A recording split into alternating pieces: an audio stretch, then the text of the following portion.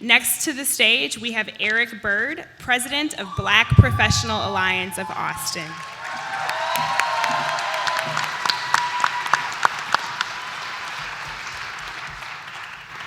Hey everybody, this isn't in my script, but I'm gonna take a moment. I'm from Austin, I've never been to ACL, so I'm gonna take a moment to kind of bring this in.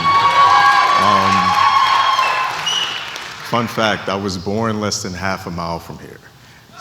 Yeah, 7 pounds, 5 ounces, and the great-grandson of East Austin sharecroppers. And I love my city, but who doesn't? With its beautiful bodies of water and cascading hills that seem to go on forever. For many people, many of you, Austin is a lovely and inviting place. But what if I told you that wasn't true for everyone? Just think about the place you live. What if you couldn't connect to your neighbors? What if your workplace didn't take into account those important cultural aspects that make you who you are? If this has ever happened to you, you may have felt alone or isolated. If this has never happened to you, how long would you live in such a place? Hey, my name is Eric Bird. I'm the president of the Black Professional Alliance. We serve 22 of the most impactful Black-led organizations in the city. We do this by our Professional Choice Awards, quarterly meetings, and our networking mixers. In fact, 15 minutes from here, right now, we're hosting a large networking mixer thanks to our friends and partners at Meta.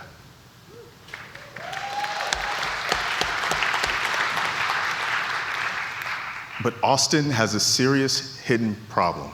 Black professionals aren't feeling connected to their workplaces, their communities, or the city as a whole. Austin is growing rapidly, but its Black population is shrinking just as quickly. Apartment Listing conducted a study of 82 American cities, and Austin ranked 46th in Black community and representation and 27th in business environment for Black professionals. BPA would like to turn this around. We want to help retain some of Austin's top Black talent.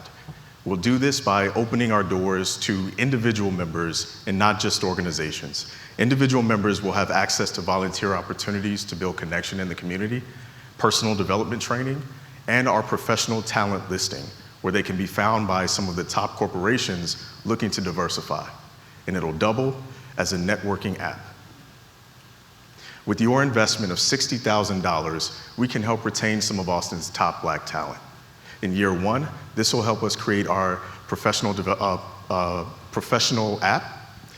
This will help us host networking mixers, and we can market to the 87,500 Black professionals in and around Austin.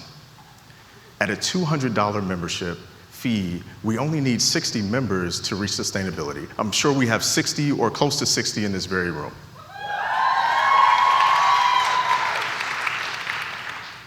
I love my city, and with your help, we can make Austin truly the diverse and inclusive city that we imagine it to be. Thank you.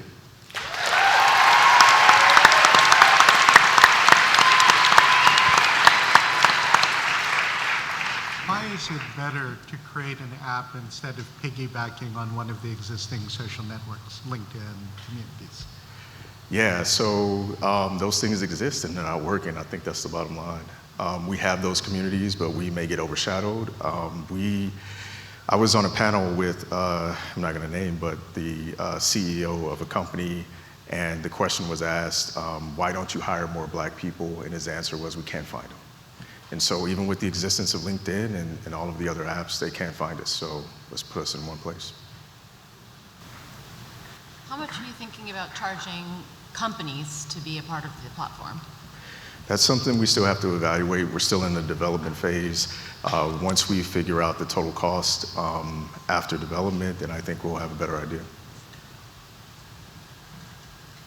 How far into the app development process are you, and how long do you think it'll take you to get to launch? Well, I have some of my tech advisors here in the audience. And so I don't want to misquote, but they started exploring different platforms and different avenues.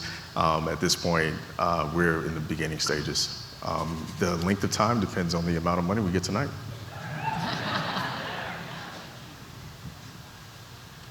You talked about retaining top black talent in the city. When you take a step back from the pitch and the idea here, what's driving black people leaving the city of Austin? Is it just the professional piece that you're targeting here, or is there more happening here? There's absolutely more. And some of us know, but in black circles, especially if someone just comes to Austin, they say, where are all the black people? And so there's a missing sense of community that we heard some snaps, it's definitely true. There's a missing sense of community that we sort of address through our bringing together of organizations, but we want to extend that to everyone else. We want to build community. And how do you, so quick follow-up question. Sure. So how do you, this is a great idea, great pitch. How do you solve that? So there's the professional element, of course, which is, I agree with you, important, and you don't see as much as like we're capable of in Austin, but how do you solve that core issue that we're seeing right now in the city?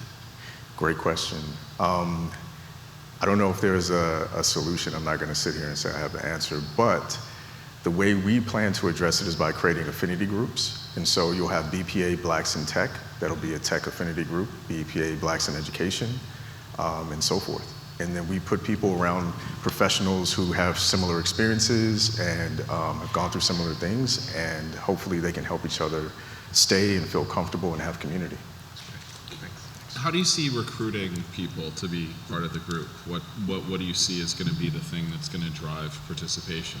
Yeah, I think that's one of the easier parts. Word of mouth is one thing, but in Black Austin, there's 6 degrees of separation, but in Black Austin, I think there's 2. And so I think it's just going to happen naturally. Yeah. Give it up once again for Eric and Black.